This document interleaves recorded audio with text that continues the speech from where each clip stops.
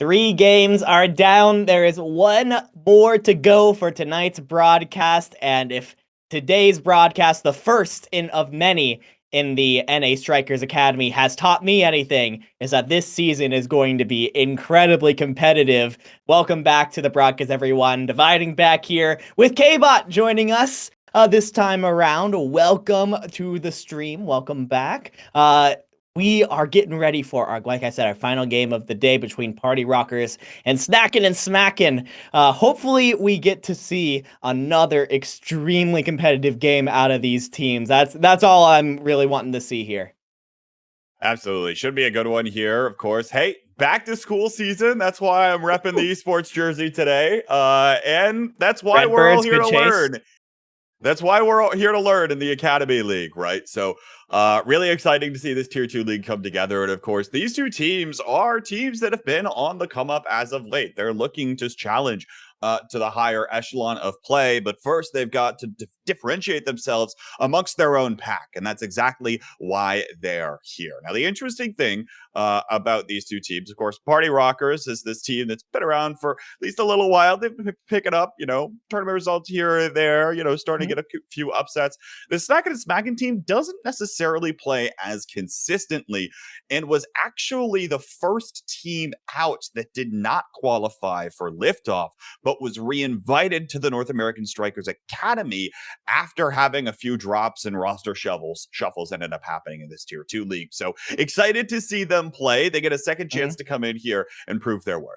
Yeah, a bit of a lifeline here thrown out to Snackin and Smacking, which means that they get a really good chance here to try and prove themselves once again against this Tier 2 level scene.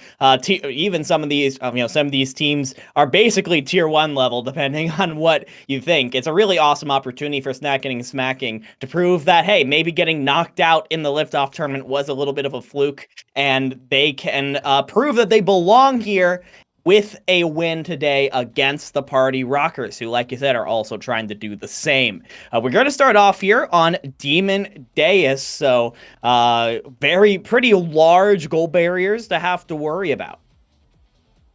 Certainly the case here, but most critically on Demon Deus, with everyone scrunched together all nice and close, it is all about racking up that damage, and that's exactly why you see the Vice and the Rune taken away off the table, though notably I think there was an X ban there by one of the players on Snackin and Smackin.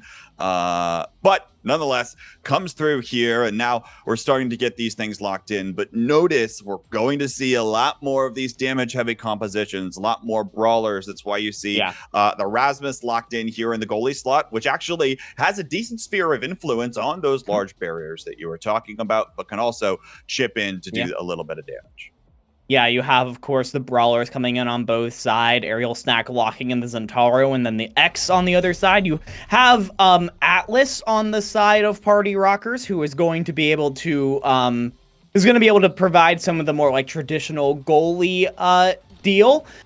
Meanwhile, on the other side, like you said, it's actually fairly long range. You have Zentaro, who's a big brawler, but then you have Estelle and Rasmus, who are, like you said, have a very large sphere of influence, which in this smaller map can be incredibly impactful.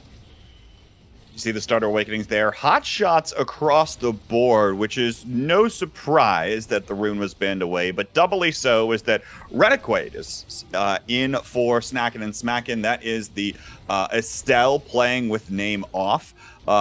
Tends to be a little bit more of the Rune 1 trick, so not a surprise to see that ban was made against Snackin and Smackin here. But as things start off, barriers slowly starting to chip away, but not a lot of pressure here. Now I mentioned that, and we see Reniquaid find one towards the barrier. Here's the other shot from the enemy Estelle, looking back down the other way, but can't find it here.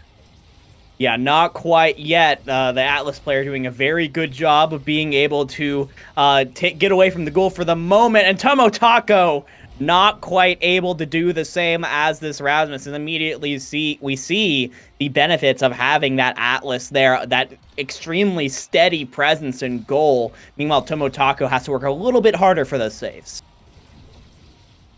Certainly so. We'll see as this keeps progressing, but with a couple of core flips online, we'll see what ends up happening. Now, KO is made, one off of the map, and Another one to boot, but there's a nice core flip coming in from Reniquaid here. TomoTaco can't collect in the backside of the gold barrier. And now we'll be looking for it. Double KO comes through. Killing for time is TomoTaco on the front lines, but now falls back to the other side. Beautiful death touch, pulls that back, gets that away from the backside of the barrier, and now is able to find the clear angle the second that Reniquaid comes back online. Yeah, TomoTaco doing a pretty good job of holding on to that last goal barrier, but when you are out of stagger and an Estelle has you in her sights, there's not much that can be done. Beautifully done from Party Rockers to go up to a quick 2-0 lead. Beautifully done. Now, we'll see if there's any response here from Snackin and Smackin, who's struggled a little bit to find their footing, but we'll be taking a look here. See what comes through, and now barrier is going to be exchanged. Party Rockers might have the opportunity to put even a third goal back, as now you see swaghaver forward on this X, looking for the shot, can't quite find it. Beautiful drop back from Reniquaid in order to find the save there. And now the Expanse, though, tries to keep up the pressure from the cameraman. Here's the Estelle coming through, as phreidge will find the goal. That was a quick first set from Party Rockers. Very well done from them, and phreidge absolutely deserved getting the MVP for that one. Is going to have first pick. I see a lot of, depending on what phreidge likes to play the most, there's a lot of opportunities, and you are going to go for the twin drive, get those secondaries online more often. Yeah, with that twin drive, you get a little bit more extra presence on the map in general, right?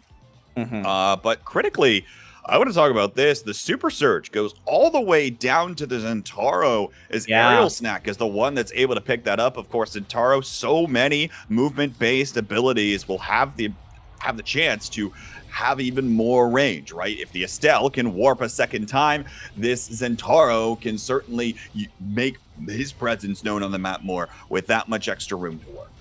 Yeah, absolutely. So I'll definitely be keeping an eye on that Zentaro to see if they can continue on AerialSnack to see if those dashes have the effect that is intended. Of course, only level 2 at this point in the game, the lowest level of the series. Goes for the dash there, isn't quite able to connect as the ball just kind of dribbles its way over towards TomoTaco, and there is the aggression from swaghaver.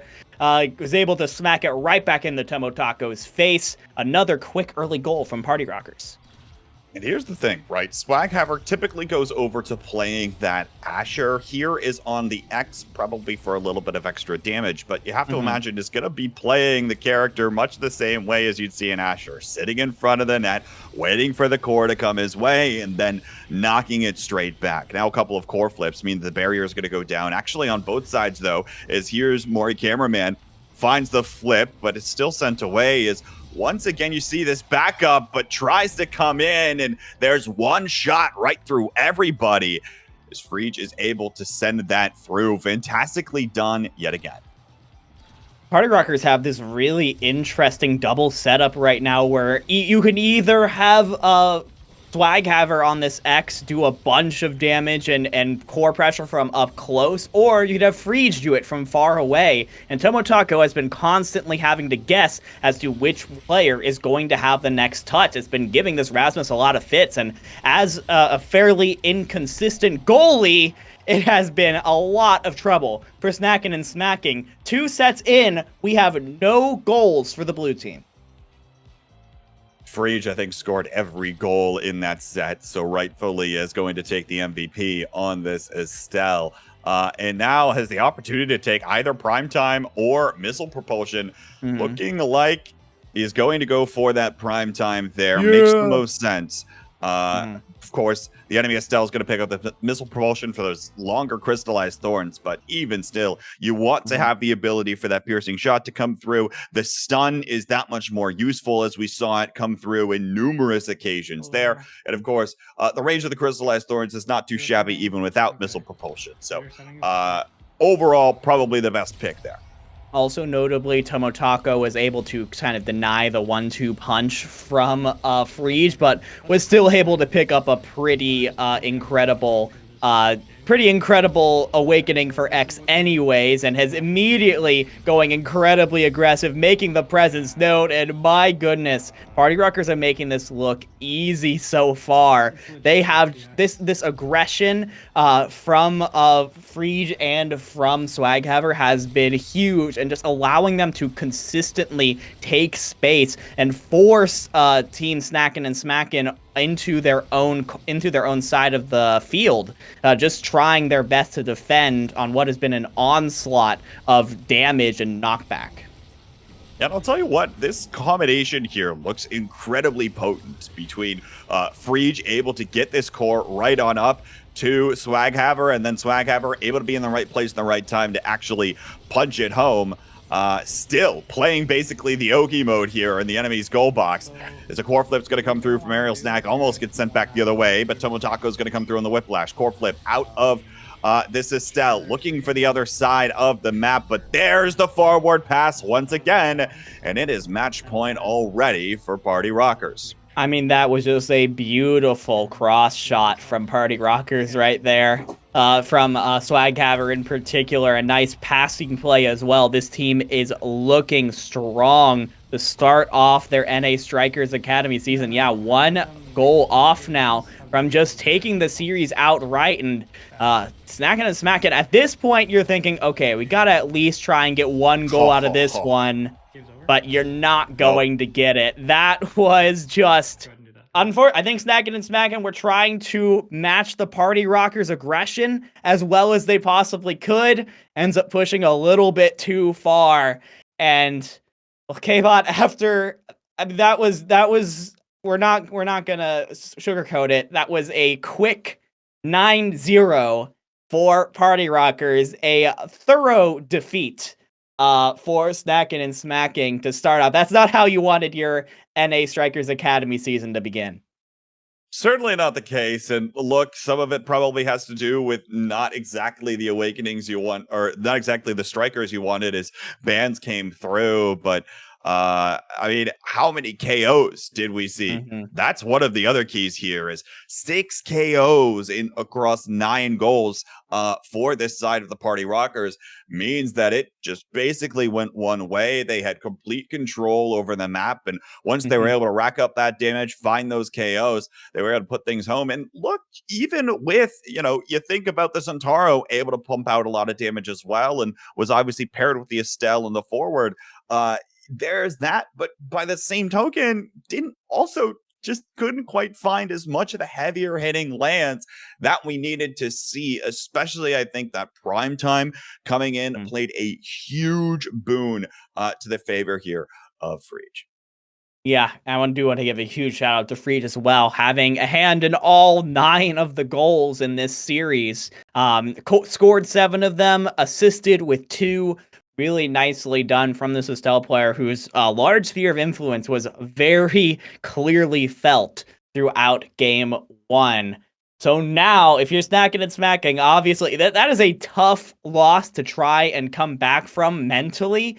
I think it just has to come down to, hey, obviously there's a lot of stuff that has to change. You tried to kind of copy the Estelle. You tried to copy the Estelle on the first game, didn't end up working out very well, but this time around, you end up going on to Oni Village, so how might this shake things up? Well, I'll tell you what, if we could get any opposite of a map, it would be this one, right? Where Demon Days very cramped, very close together, very damage heavy, looking for those KOs. Oni Village, those KOs are going to be few and far between, with not only how fast the core moves, but also how much you're going to see just everyone try to scramble for positioning on this core. You see, though, the adjustment gets made as now the X is going to get taken away as the Party Rockers will elect to do that. Snackin and Smacking. Notably, they had 1 person vote for Estelle ban, 1 for X ban. I guess they just decided, hey, one of them has to go. We don't really care who. And it is going to have the desired effect, as Snackin and Smackin are going to change things up completely. Whether that's for the ban or for the map, I'm not really sure. But going for the Dubu goalie with Era and Rasmus definitely says, hey, we're going for a little bit less KO heavy, a little more core control. But you see that most notably with the speed strikers that are picked up here. Reniquaid switching over to the Era, that flutterfly ability, able to boost things up. But critically, swaghaver on the Octavia here. Might I remind you folks, the Octavia has a 100% all-time win rate in the North American Strikers League, the Tier 1 League. Not only from Season 1, but also in Season 2. We'll see if swaghaver can keep that alive here for the Tier 2 League as well, as now goal barriers going to fall here to the favor of the Party Rockers. Phreidge forward, Rose warping, can't find it. Now the base drop just not out in time to send the core back.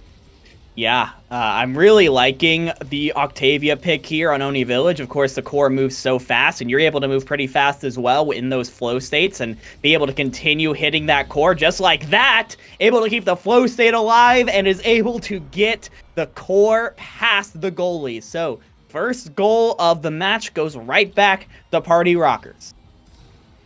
And again, as you mentioned, all about that ramping speed of this Octavia. Look at swaghaver now already has the barriers, but look at this. Both goal barriers doubly taken away in an instant. And they're looking for the offensive presence, but a beautiful KO with the energy burst out of swaghaver here means that the pressure will dismount. maurycameraman goes super far forward and also has the core flip to his name and the Tofu Fortress for that matter to clear out that top speed lane. Yeah, swaghaver doing a really good job with core control in general. Oh my gosh, okay. maurycameraman almost had a scary moment there. Is forced to use the core flip, but is able to get the clear out for the moment. But the Flutterfly from Reniquaid is going to continue applying the pressure until, of course, phreidge and swaghaver decide, hey, we're just going to keep the core under control for as long as possible, force the core flip out of the opposing goalie as well. TomoTaco under a lot of pressure, and swaghaver comes in for another one. Party Rockers 2-0. Beautifully played with a lot of these primaries from swaghaver. That sonic boom on this Octavia, do not underestimate the ability of this projectile, especially with the fact that it's able to pierce multiple targets and completely go through things. And swaghaver's been piloting this Octavia incredibly well, not just necessarily going for the core chases all the time, but also trying to be in those positions. And now looking to ramp things up with this flow state. Gets a couple of those hits, which might I remind you is easier to do with the quick strike starter awakening. Now is going to lose it just as phreidge comes back online. Couldn't stall that for long enough. And now TomoTaco able to find a hold of his own, getting that out of the way and making sure that this open goal remains uncontested. Yeah, Tofu Fortress is forced out from TomoTaco, though, to keep things alive for as long as possible. And maurycameraman's actually going to use the core flip here. And just a missed redirect from TomoTaco. That, I think, might be the pressure mounting from all of these goals in a row. Make it 12 in a row from Party Rockers with no response from Snackin and Smackin. Yeah, you're gonna want that one back if you're TomoTaco. Let's keep it honest with ourselves there.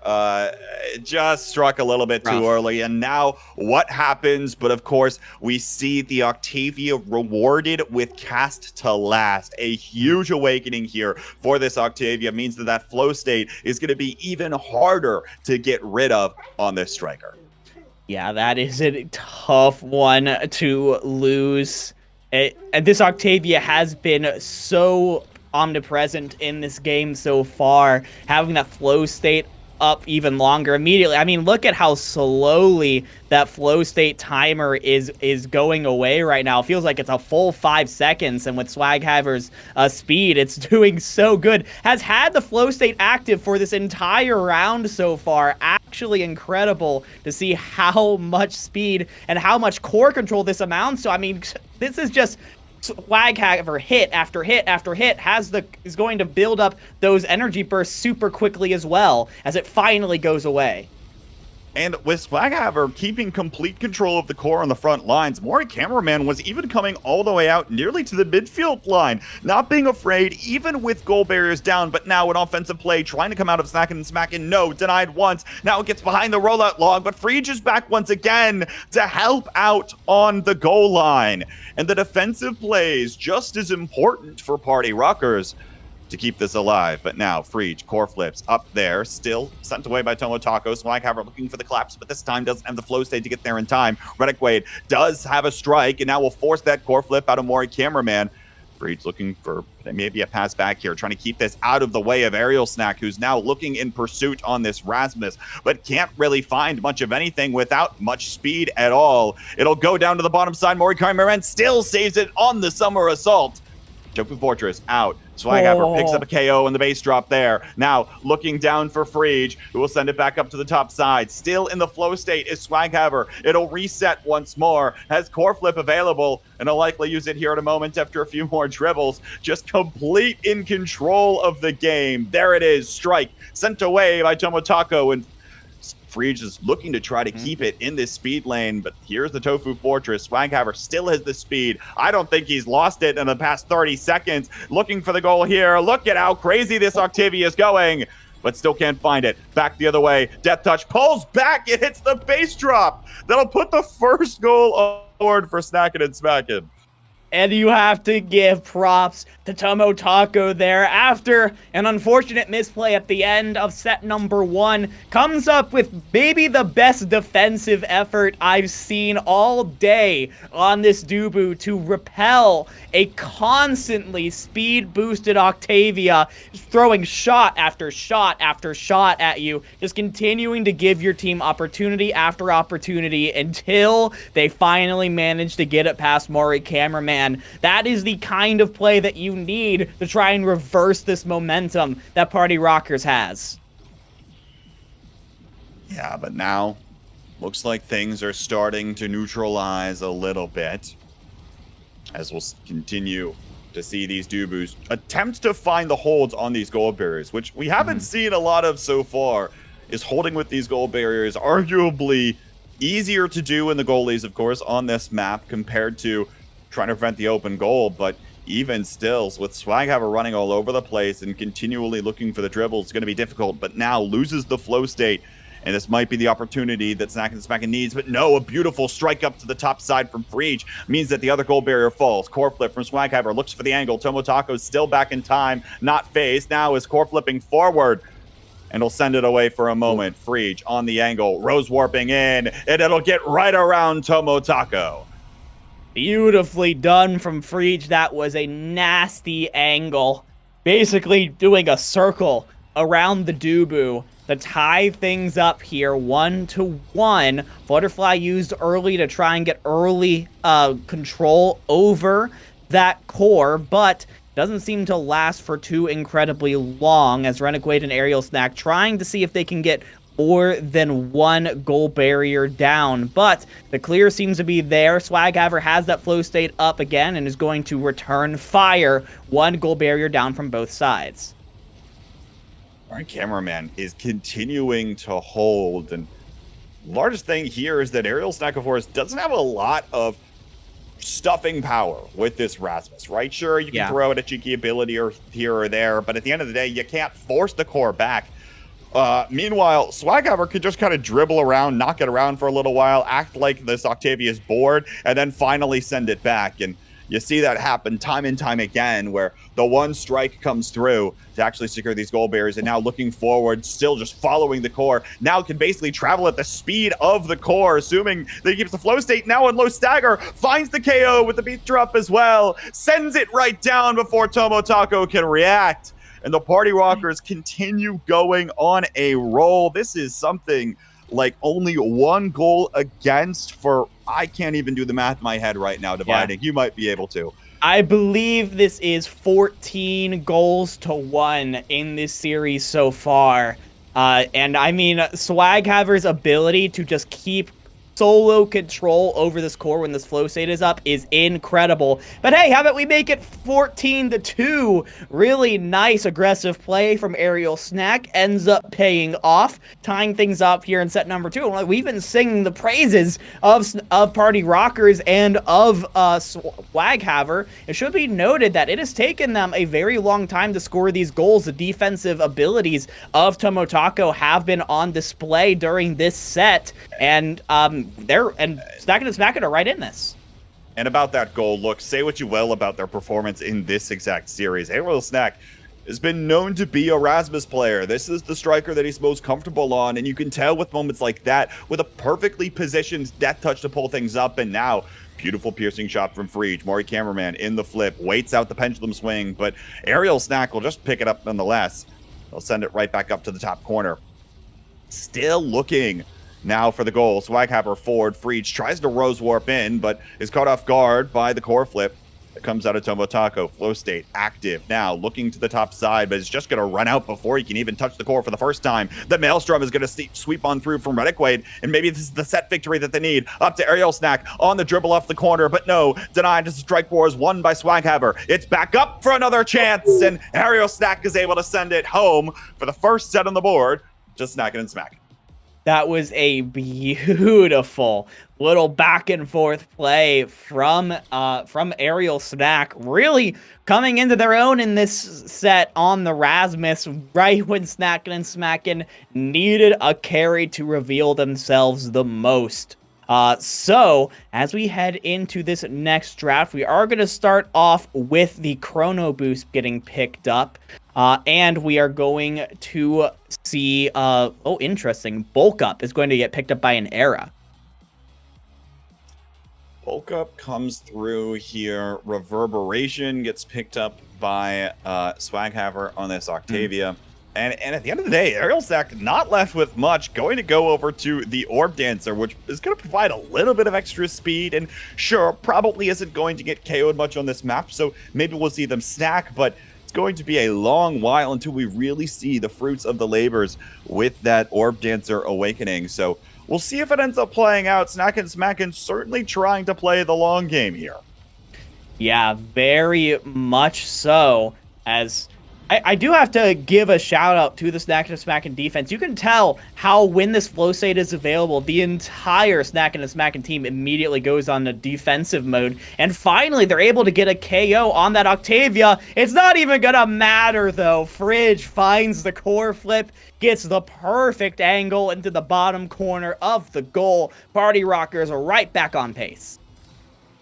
Reasons why it's more difficult to defend the open goal. I mean, that was Exhibit A right there. TomoTaco has to try to make the transition fast and couldn't do it. But now maurycameraman picks up a beautiful save away from that bottom goal barrier just the same. And once again, still finds the hold and gets it over to swaghaver. phreidge forward to the Rose Warp. Now is looking for the shot. Core flip back. Denied by AerialSnack. A window of opportunity here as there's the Summer Assault used on the Dubu. The Death Touch is just a little bit too late. Can't find the core.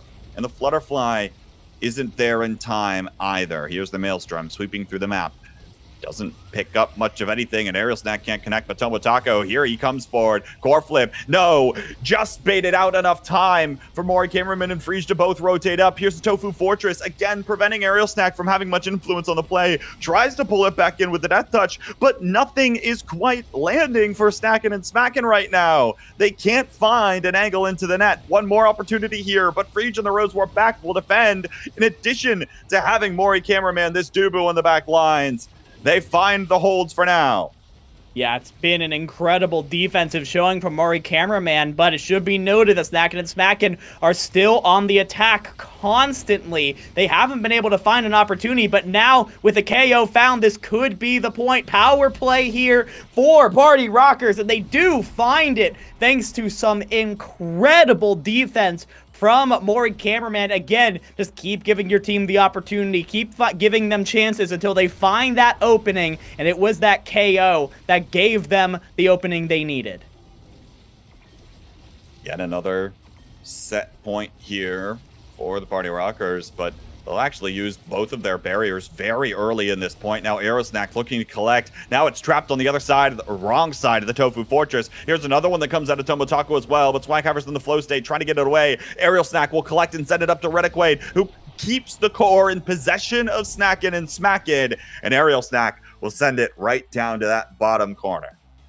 Very well done, taking advantage of the slow Dubu in this case. Able to get it right past the roll of maurycameraman. Keep Snackin and Smackin in this set number 3. However, we get two very quick goal barriers down from the side of Snackin and Smackin. They have a bit of work to do, a bit of catch-up, as maurycameraman only has the top goal barrier to worry about, at the moment, but it does end up going through. It's going to force a core flip out of swaghaver in order to keep things away, and the core flip from AerialSnack actually ends up getting denied. You don't get a shot out of it. Well done there to find that now in the whiplash on the bottom side. Another core flip comes out of maurycameraman. Swaghaver back in time with a beat drop. Able to send it away. phreidge looking up to swaghaver, who's close to running out of the flow state here and will lose it. The extra speed isn't online as the Bewitching Beam will collect. Now the core hits the back side of the Maelstrom, gets sent around and knocked around in the chaos, but it's right back over to the red side of the pitch. AerialSnack now looking to collect. Whiplash active. No. Can't find the pendulum swing in the corner with the angle that he wants. And now Strike Wars won by Reniquaid. Takes a shot up to the top side, just wide. Beautiful Tofu Fortress. Stalls things out for a moment. You thought the goal might go in, but there's some funny tofu in your way. And now it goes right back to the other side of the map as AerialSnack sends a roller up to the top side. Very slow there, but it again makes it anyone's set. Such a deflating moment there from swaghaver, who honestly has been having a little bit of trouble ever since set 1. These flow states are still staying up for a very long time. Swaghaver is still getting that speed, getting control, but is really having trouble converting it. So we really need to see a little bit of a change, maybe a little bit of help coming in from phreidge, trying to stun up the members of Snackin and Smackin to try and open up a lane for swaghaver to run on through. Or maybe you can just do it yourself. Beautiful shot from phreidge with the stun onto the goalie. Clutch from the Estelle player to give Party Rockers a 2-1 set advantage. You know, gotta say, don't even know if swaghaver necessarily needs to be the one putting all of the shots back, because phreidge has been doing more than his fair share and once again is rewarded on the correct carousel with a prime time. That same exact ability that just sent the core back in that last goal. He'll have an extra charge of it. Shoutouts Vodible, of course. You're watching Vod's channel, and it is a Tuesday night, but it is not Primetime Tuesday. Instead, it's Primetime Tuesday for phreidge right now in phreidge alone. It is exclusively Primetime Tuesday for phreidge, and hopefully we'll get to see it come into action here on this potential final set of the day. Party Rockers trying to secure their Week 1 NASA victory, while Snackin and Smackin trying to keep themselves alive in this first match. A lot on the line here for this set number 4, as both top goal barriers have gone down early. And now TomoTaco under a lot of pressure, and swaghaver's just going to walk it in. There was just too much pressure for the Doobie to deal with. And 2 goals away here with 1 core flip available, nearly 2 core flips available. And look, even maurycameraman is about halfway home to having his own and have a little bit more. With that goal barrier going down, now flipped, used by swaghaver to try to reset that flow state, tries to keep it alive, and the beat drop's going to come in just in time as well. But starting to run out here as we're seeing more core control presence come out of Snackin and Smackin. Core flip used by maurycameraman sends it around town, right over to TomoTaco, who will respond in kind with their own. Now, goal barriers down here, Snackin and Smackin need to keep this thing equal. Need to find a way, but beautiful Rose Warp in from phreidge. Finds the goal barrier, and now swaghaver slowed down by the Maelstrom. Sent away by the Tofu Fortress. Trying to collapse down on this bottom side, and phreidge is there once again with a piercing shot. It is match point for Party Rockers. This is an incredible play they have right now. This is something that we saw a little bit in game number 1, and now it's coming into fruition in game number 2, where TomoTaco is so concerned with swaghaver getting the shot in up close, you're not even thinking about the shot from midfield coming in from phreidge. So when that piercing shot comes in, you're not expecting it at all, and it gets right past the goalie. It's been beautiful stuff for Party Rockers, but Snackin and Smackin with 1 goal away from getting knocked down to 0-1 to start off the season. don't want to go away without a fight here. They've got the 2 goal barriers down very quickly with an opportunity to keep themselves in this set. They still have a goal barrier up of their own, and they are going to force a core flip out of TomoTaco right into the waiting arms, or the waiting pendulum of AerialSnack. Snackin and Smackin are not out of this one just yet. How about that one coming through? I thought swaghaver was actually just going to keep playing ping pong because of how much he was running up and down with the Octavia speed, but no, it gets through even one time to, as you mentioned, the waiting scythe of AerialSnack, and it goes right back. Now they're looking on the offensive again as multiple abilities come out to send it back. They can't find the second goal bearer. swaghaver in the flow state looking to the top side, but now we'll lose that speed boost on this Octavia.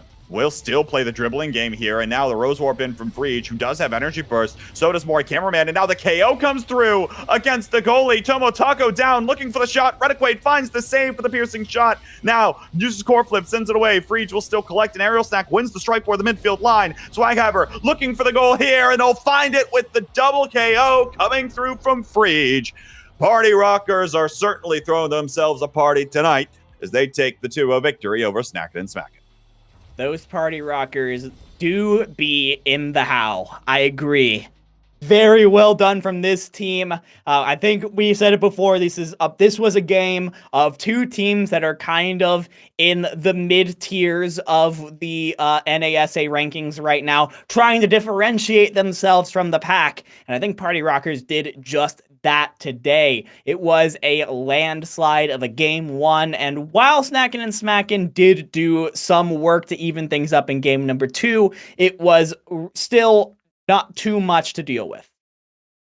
And I will say, you know, especially from swaghaver for Party Rockers, this player that typically, or so far of what we've seen, only sticks to the Asher, comes out with the Octavia in this game, came out with the X in the last game, and for the most part, didn't struggle at all. Look, was certainly putting in the work, and was certainly a critical part of the team. phreidge lining up shots left and right on this Estelle. The core control was all to the favor of the Party Rockers, or in some cases because they were able to find some extra KOs, and other cases just because they were able to control that much better. And as you mentioned, they're certainly making a statement as we advance in the start here in the opening week of this league season, and it's going to be a long road ahead for both of these teams. But again, got to be feeling pretty confident with a week 1 victory under your belt. Yeah, I mean, it's a huge momentum starter. I do want to give a quick shout out to swaghaver, by the way. You see on there the effect of those long-lasting flow states with 252 redirects. That's about 70 or maybe 60 more than the next highest person on the field. Just goes to show you how much core control Party Rockers had, and how they were able to take advantage of that throughout the series. And yes, getting that first win is a huge momentum starter.